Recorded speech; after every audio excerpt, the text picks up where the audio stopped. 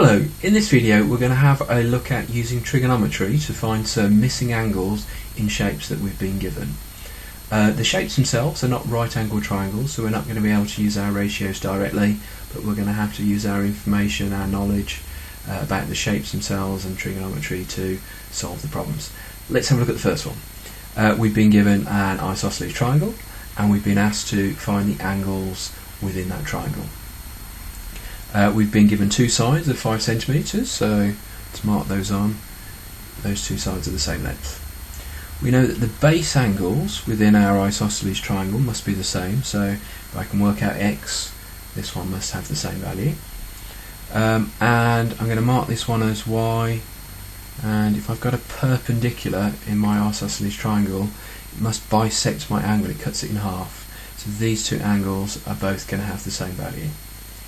I also know that that perpendicular is going to bisect my base. It's going to cut my base in half. So my base is 6 centimetres. Each of those two halves must be 3 centimetres long. Okay. What I'm going to do is I'm going to draw a triangle. This is my triangle PQS. PQS. And I'm going to concentrate on this triangle for a good reason. The isosceles triangle itself doesn't have a right angle in, which means I can't use the trigonometric ratios. They're not going to work without a right angle. But if I have a look at the right angle triangle, then I can use my ratios. It helps to draw it again because I want to start labelling up some of the sides. It can get a little bit confusing with the diagram that we've already got. So it's safest to draw it a second time. So let's mark on some of the dimensions. We know that the hypotenuse is 5 centimetres long. We know the base length is 3 centimetres.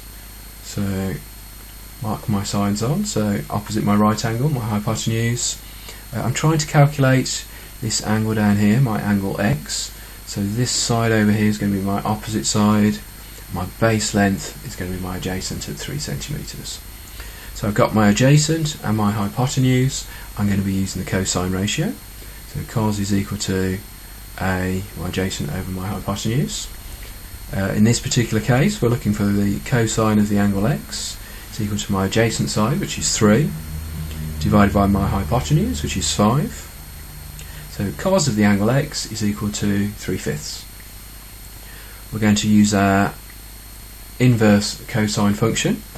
We're going to be doing that on our calculator. So x is equal to the inverse cos of 3/5. Let's put it into the calculator. Switch it on. So shift and the cos button gives me that cos to the -1, the inverse cos of 3/5. It gives me a value of 53.1 degrees. X is equal to 53.1 degrees. I'm then going to have a go at angle Y. I'm going to redraw my triangle, even though it's the same triangle that I've just used above. Oh, sorry, that was S. The dimensions haven't changed, so my base is still 3 centimetres. My hypotenuse is still 5 centimetres. It's still opposite my right angle. However, this time I'm finding my angle Y. That means that the 3 centimetre base is now my opposite side, it's opposite the y, and the adjacent side, the height, I don't know the length of, so I'm not interested in. So this time I'm using the ratio that's got O and H in, going to be my sine ratio. So we've got sine is equal to O over H. We've got the sine of my angle Y is equal to opposite side, which is 3, divided by my hypotenuse, which is 5. So sine of y is 3/5. Calculator to the ready. We've got shift and sine to give me sine to the -1 of 3 divided by 5. Close my brackets. And